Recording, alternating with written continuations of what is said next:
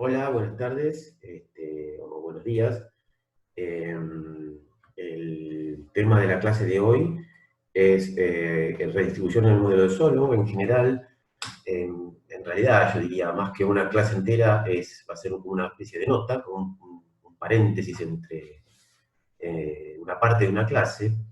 Y lo que voy a tratar de hacer es incluir algunos elementos adicionales en la discusión que hemos estado llevando a cabo en el curso sobre lo que es impuestos, efectos de bienestar y distribución del ingreso, ¿no?, entre los ganadores y los perdedores de políticas. Eh, Acuérdense que al principio de los módulos sobre este tema, yo hice el punto de que toda esta discusión que estábamos teniendo nos iba a poder servir para entender o para pensar algunos temas de la Argentina solidaria, ¿no?, que puso en el tapete Alberto Fernández. Y bueno, yo sigo con ese objetivo. Entonces, en lo que sería, digamos, la próxima clase, por decirlo así, aunque de nuevo esto van a ser módulos cortos, eh, en la próxima clase vamos a usar todo el aparato que hemos estado desarrollando para pensar un poco sobre la economía argentina. Entonces, para terminar, para redondear el tema, quería comentarles algunas cuestiones de distribución del ingreso en el modelo de Solow. Esto es una versión muy simplificada del modelo, en donde, digamos, les voy a mostrar las ecuaciones básicas y algunos resultados. Para poder elaborarlo, digamos, para que el modelo cierre perfectamente, hay que hacer un esfuerzo mucho más grande, que no vale la pena hacer en este contexto. Les voy a dar yo referencias para los que estén interesados en esta temática, y obviamente la podemos elaborar eh, más adelante. Pero bueno, el punto de partida más sencillo, pensemos en el modelo de Solow, donde no hay impuestos, ¿no? Entonces, ahí habíamos postulado, hay dos factores: capital-trabajo. El capital per cápita es K minúscula y el producto per cápita es Y, ¿verdad? Si la función de producción es Cobb-Douglas, tiene rendimientos decrecientes en el capital, o sea que alfa es menor que 1. Y como sabemos, en este modelo se ahorra una fracción constante del ingreso, y eso determina la ecuación de movimiento para el capital. Entonces, S por I es lo que es inversión, delta por K es lo que se deprecia el capital, y la diferencia es lo que se agrega al stock de capital en el periodo siguiente. Bueno, con esta formulación muy simple de una tasa de ahorro exógena a nivel S, podemos derivar entonces la tasa de lo que sería la tasa de crecimiento del capital, que es la expresión que ya han visto con Carlos, en este caso para una función Cobb-Douglas. Y por referencia, por si les interesa, a partir de esta ecuación es posible encontrar que, digamos, una vez que tenemos el capital per cápita y la tasa de crecimiento en la transición o en el estado estacionario, que depende de estos parámetros que están acá, podemos derivar también la tasa de crecimiento del producto como una fracción alfa simplemente de la tasa de crecimiento del capital. Es por eso que en general la discusión del modelo se desarrolla en términos de K punto sobre K, pero tranquilamente podríamos usar I punto sobre I sin demasiado inconveniente.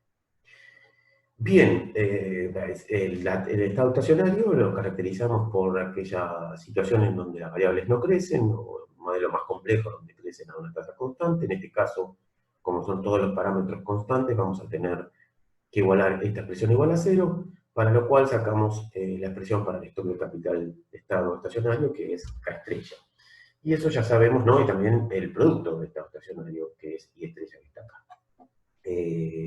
Bueno, uno de acá deriva, ¿no?, que obviamente que una tasa de ahorro más alto, más tecnología, te permite tener un capital per cápita más alto, un nivel de output más alto.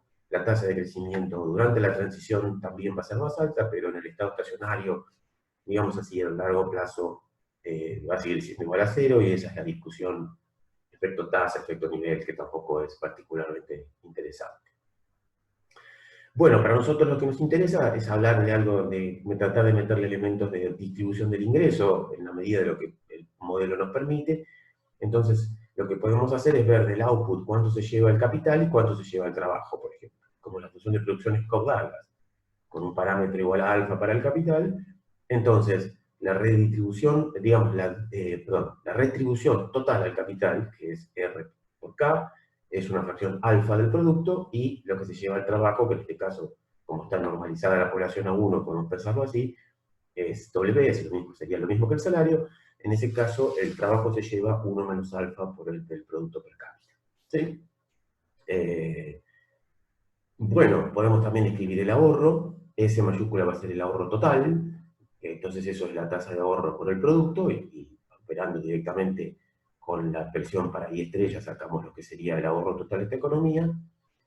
Y después lo que hacemos es, podríamos pensar en hacer que tanto los capitalistas no separan, digamos, en grupos, a los trabajadores, a lo que es el capital, y postular que todos ahorran. Vamos a hacer algunos eh, experimentos con este supuesto. Pero si todos ahorran, entonces lo que sería el consumo, digamos, la parte del ingreso que se llevan los trabajadores, es una fracción alfa, 1 menos alfa del output, y además de eso, lo que tengo que poner en el ahorro, que es una fracción S de eso. Entonces, consecuentemente, el consumo de los trabajadores sería 1 menos alfa por 1 menos S por el output de estado estacionario. Todo esto es el estado estacionario, ¿no?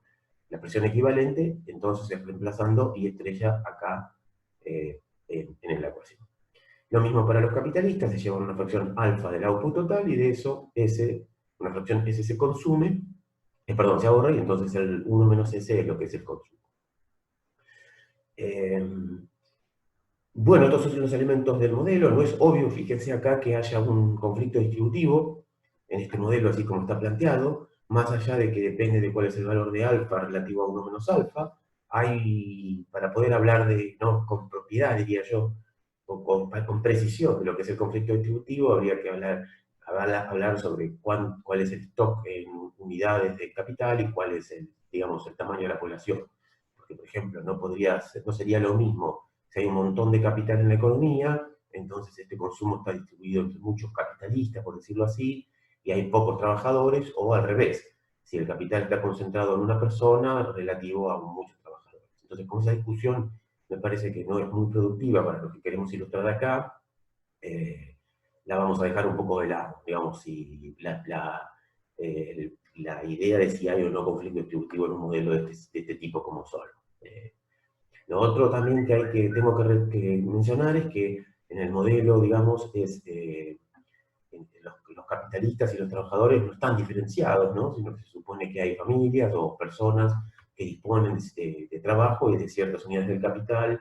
En la versión descentralizada, por ejemplo, que el capital se lo alquilás a las empresas que te pagan un rental price. Bueno, acá vamos a hacernos un poco abstracción de eso, y vamos a suponer que son dos grupos distintos, teniendo en cuenta que es una simplificación para, digamos, para hacer que el material sea, la elaboración del concepto sea menos tediosa y llegar a más o menos las mismas conclusiones.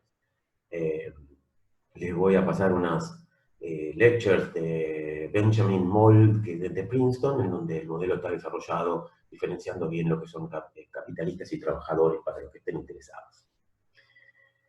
Bueno, una cosa muy simple que podríamos hacer es cambiar estos supuestos y suponer, por ejemplo, que los capitalistas son los que ahorran, y mientras que los trabajadores consumen. O sea, no hay ahorro, los trabajadores no participan en el ahorro para la inversión de la economía. Para simplificar, en ese caso, fíjense que entonces el consumo disponible, el ingreso que queda disponible para consumo para los trabajadores, aumenta en relación a esta expresión porque ahora no ahorro, ¿no?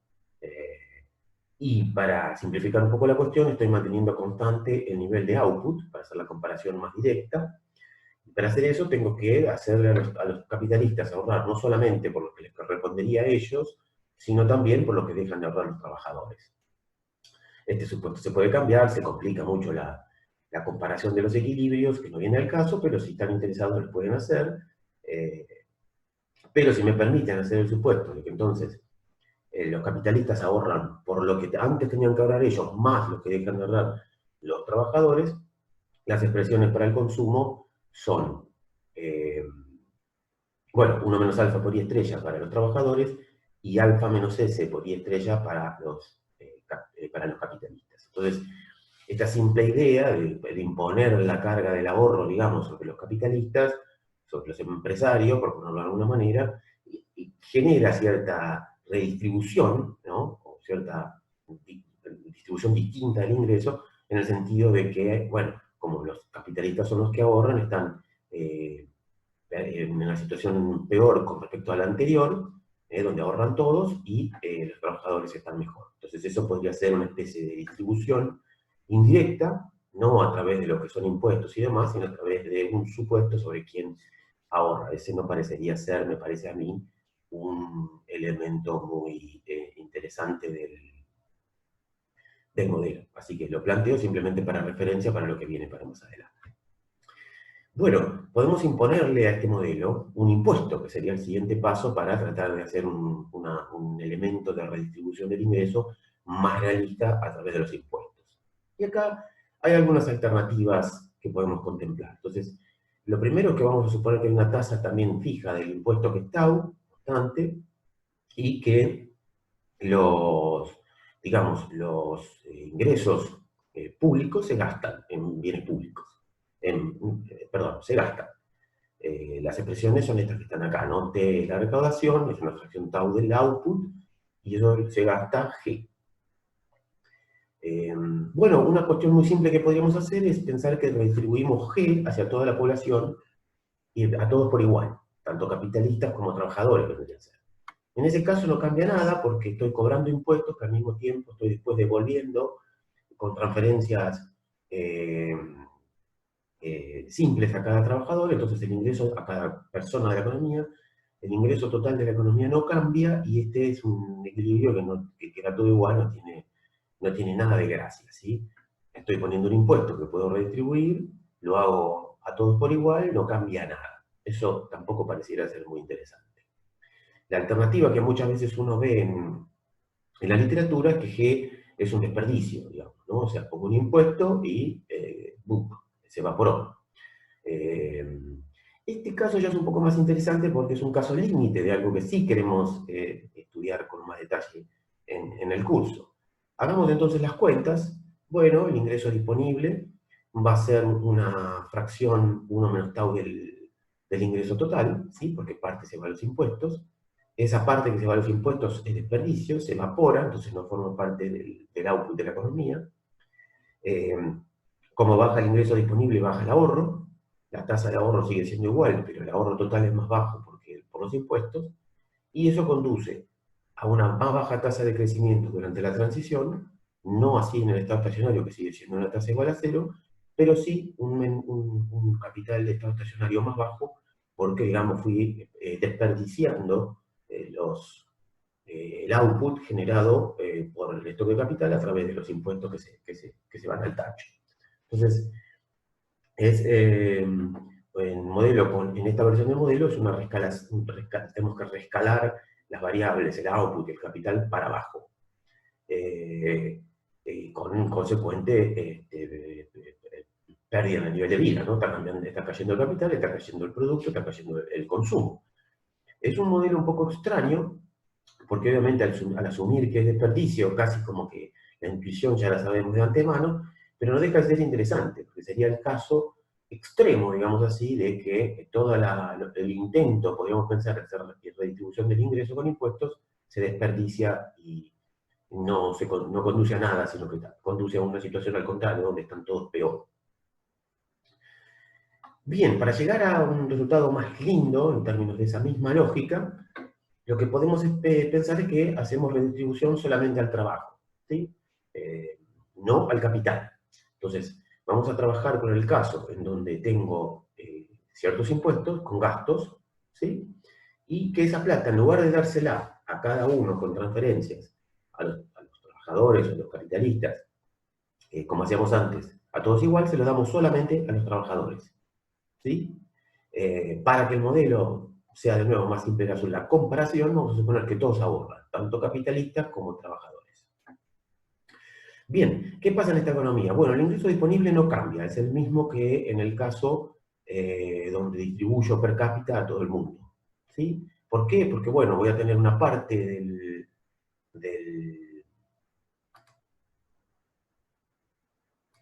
a ver, tengo una parte que es lo que es el ingreso disponible como antes, más la plata que cobro en impuestos, que es G, que ahora la puedo redistribuir nuevamente a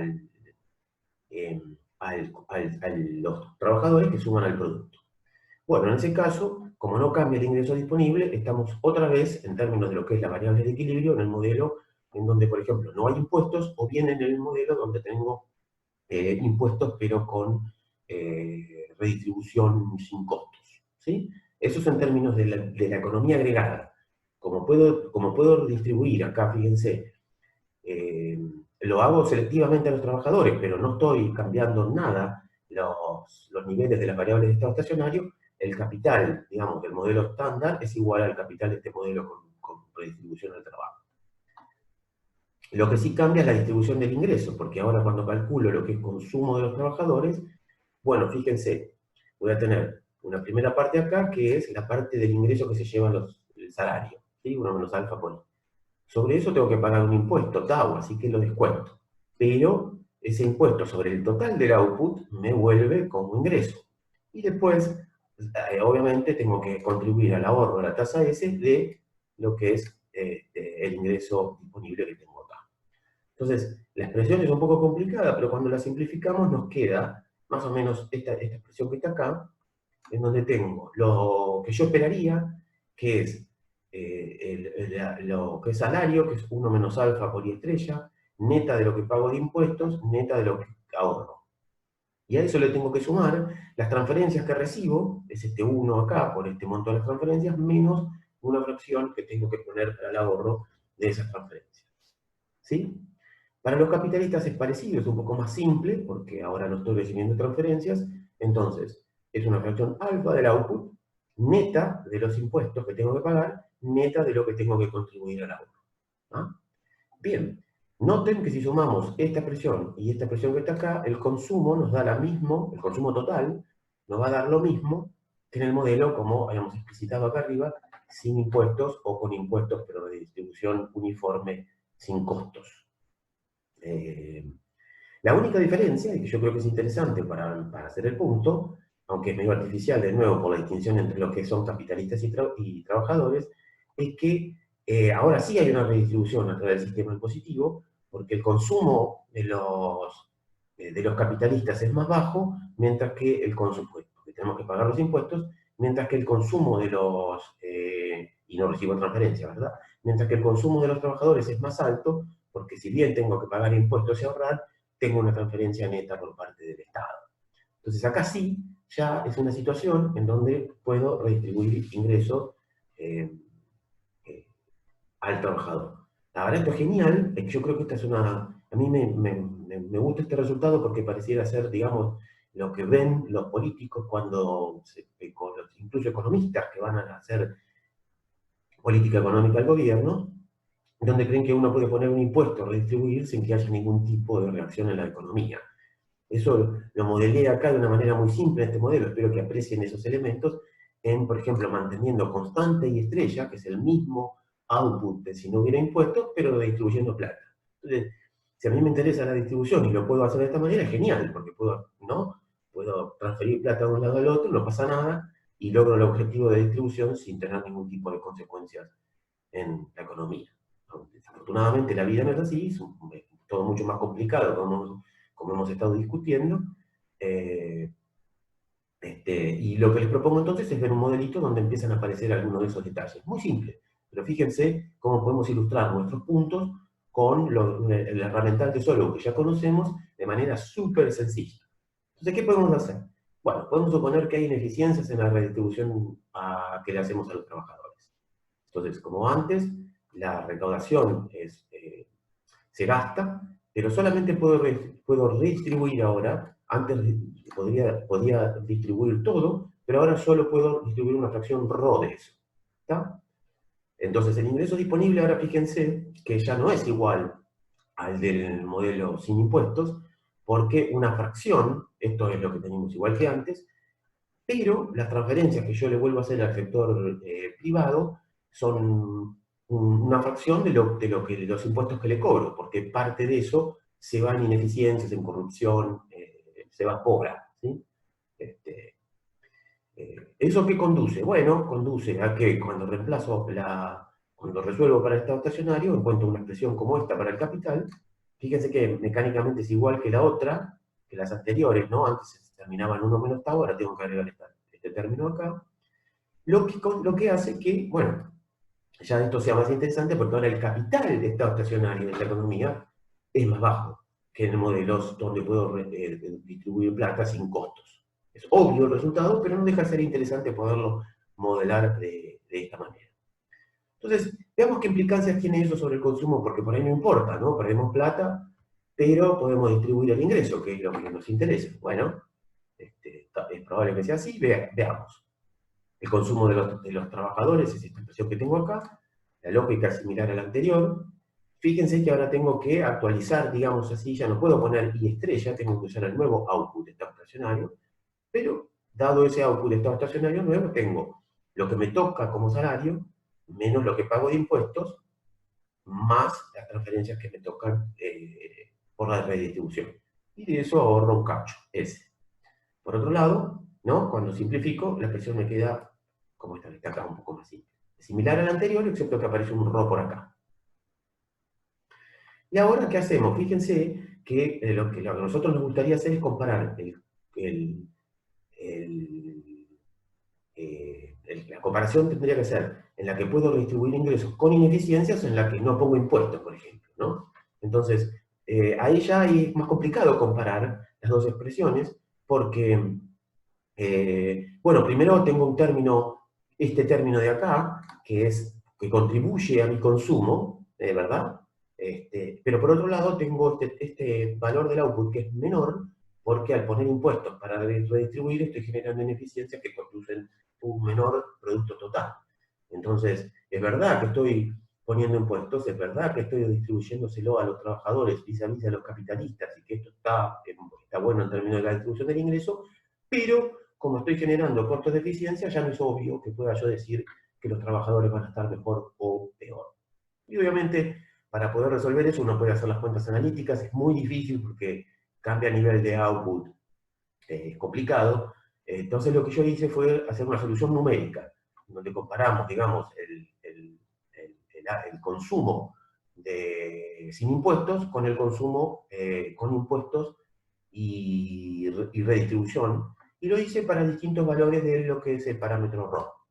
Entonces, cuando hago ese ejercicio, esta es una solución numérica de eso, por ejemplo. Entonces, esta línea azul que tengo acá es el consumo que uno podría dar, que los trabajadores podrían conseguir si no hubiera impuestos ni distribución del ingreso. Eso no depende del RO, que está acá en el eje vertical, porque obviamente RO no tiene ningún rol porque no estoy poniendo impuestos. Ahora bien, cuando RO es igual a 1, es el caso en donde puedo distribuir todos los impuestos, toda la masa de impuestos, la puedo transferir a G y dársela a los trabajadores. Entonces, claramente esa es una situación. Es el modelo, digamos, donde no hay costos en la redistribución del ingreso. Es distribución sin costo. Consecuentemente, si eso es el caso, bueno, el consumo que va a generar esa situación va a ser mayor, claramente mayor, que por el resultado que mostramos hace un rato, que el consumo si no hago las transferencias.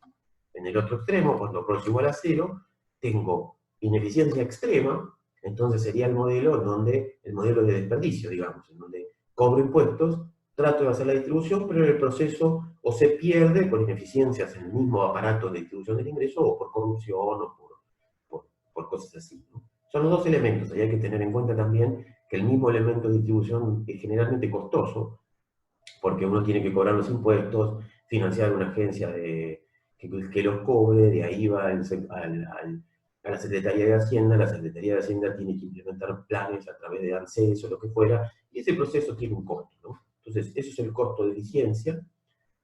También tenemos el costo de eficiencia que vimos que puede haber de respuestas de incentivo de los trabajadores y los capitalistas, o coima pura. Entonces, el RO juega como una especie de una combinación de todos estos factores. Pero de nuevo, si RO es igual a 0, de manera que se desperdicia todo, bueno, claramente me va a convenir no tener impuestos y dejar a la economía en su equilibrio sin intervención estatal. Y obviamente, a medida que yo me muevo para allá va a ir siendo más conveniente la distribución, y a medida que yo me muevo para acá va a ser menos conveniente la distribución. Y hay un RO, este RO obviamente que va a depender de la configuración de parámetros que haya, de la tasa de ahorro, del alfa, etc. Pero va a haber un RO límite en donde si la ineficiencia pasa ese threshold, ese umbral, entonces va a convenir, desde el punto de vista de los trabajadores, ¿no? Va a convenir la redistribución del ingreso vía impuestos, y si en cambio el costo de eficiencia termina siendo muy alto, puede llegar a convenir que no haya distribución del ingreso. Entonces, de nuevo, esto es algo que ya habíamos hablado en la clase pasada, pero acá queda explicitado en el modelo de Solow, como cuando uno pone elementos de eficiencia en un modelo de distribución, tenemos un trade-off, en donde ya no es obvio que convenga hacer una cosa por sobre la otra, y que va a depender, obviamente, de la estructura de la economía y de los parámetros que consideremos, y fundamentalmente de los costos de eficiencia que estemos haciendo. Cuando uno se pasa de rosca con el TAU, porque obviamente esto también depende de la tasa de impuestos, cuando uno se pasa de rosca con el TAU, más probable va a ser que no se generen más ineficiencias, y con eso más costos en la redistribución del ingreso. Así que bueno, esto es el material para este tema, y en la próxima ya nos vamos a enfocar en la economía argentina y discutir un poco esa cuestión con más detalles. Así que pronto estamos con ese tema en la clase.